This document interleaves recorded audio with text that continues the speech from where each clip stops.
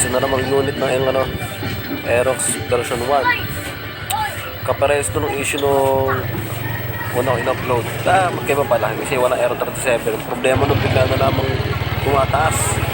Ito, pagka isang piston pa lang yan, taas na. Delikatong gamitin. Jet engine error 37. Ang malimit ng problema na yan ay error 37 ISC5.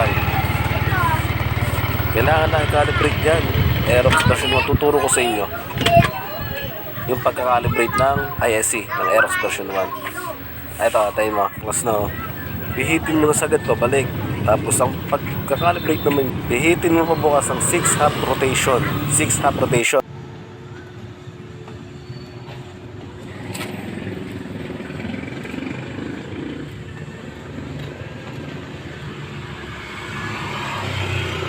Dito naman tayo, bubuksan natin susi at meron pang check engine yan.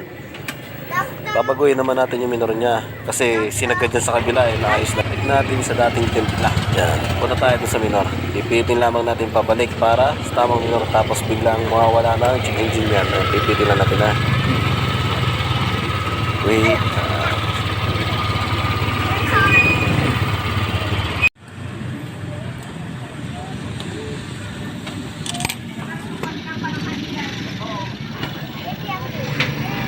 Hindi ko ngayon ipakita sa inyo pero talagang kitang-kita ko sa marker niya ang taas ng minor niya eh. Sinagad siya pababa.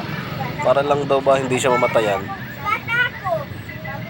Kaya kailangan natin ibalik sa dating pagkakaminor yan para mag-normal at baka ma-accidentin mo si customer. Hindi natin mabalik hanggang sa makuha natin yung tamang templa. Ayan na, start. O, diba?